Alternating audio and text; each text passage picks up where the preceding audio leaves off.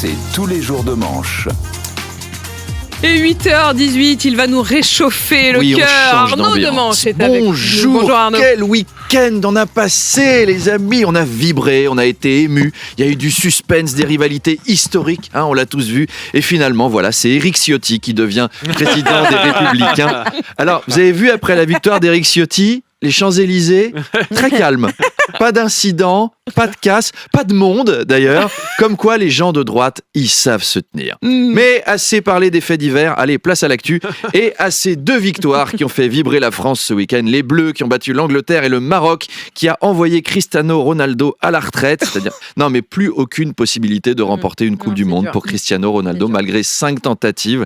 Alors que pour Jordan Verretou, c'est encore possible et sans jouer en plus. Comme quoi le foot, c'est bizarre. Bref, le Maroc se retrouve en demi-finale face à la France et c'est une nouvelle qui a évidemment fait les gros titres sur CNews.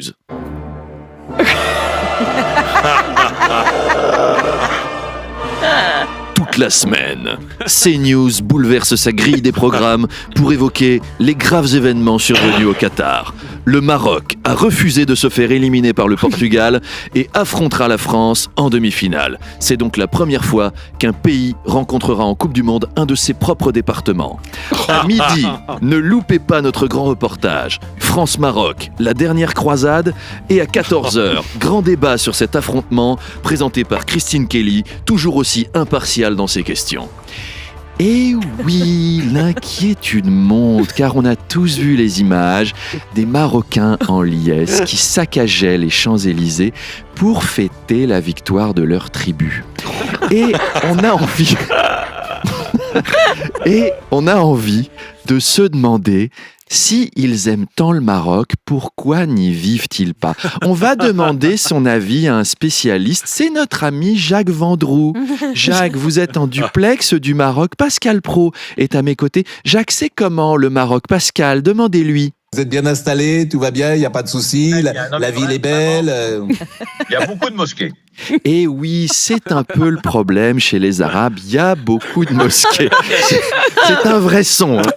Philippe de Villiers, c'est une description fidèle du Maroc que vient de faire Jacques Vendroux ? Absolument, Christine.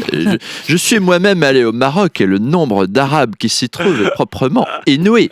Ce match nous ramène au temps des croisades. Les valeureux croisés tricolores devront affronter les féroces mahométans.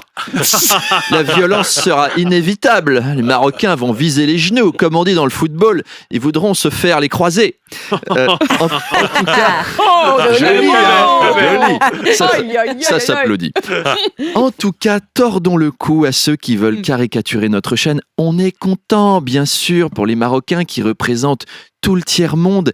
Et quel exploit d'arriver à ce stade de la compétition avec des joueurs dénutris. Mais la France reste favorite. Didier Deschamps semble avoir retrouvé la chance qu'il avait abandonnée, ce qu'on appelle, pardonnez-moi, la chatte à Dédé. Et elle est avec nous. Bonjour, chatte à Dédé. Écoutez, Christine, non, je ne suis pas la chatte à Dédé. Je suis Philippe Bilvert, magistrat et chroniqueur. Je pense que vous avez confondu parce que j'ai aussi la voix d'un chat, mais c'est un mâle et c'est Sylvestre dans Titi et Gros Minet. Et je ne pensais pas que vous aussi, vous vous mettriez à adhérer aux stupidités et aux moqueries qu'on entend sur RMC.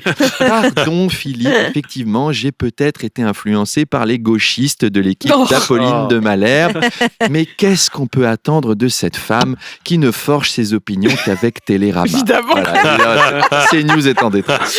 Arnaud, de son côté, la France a gagné face aux Anglais. Eh oui, Brexit. Allez, c'est une victoire qui compte double, parce que la Pologne ou l'Australie, bon, c'est des victoires standards. Mais les Anglais, il y a une petite rivalité, quoi. Vous les aimez, vous, les Anglais ?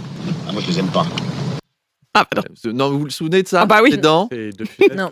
Ah, vous l'avez pas. C'est con, il y avait un Non, écran je l'ai plat pas. à gagner qui était offert par la direction. C'est dommage.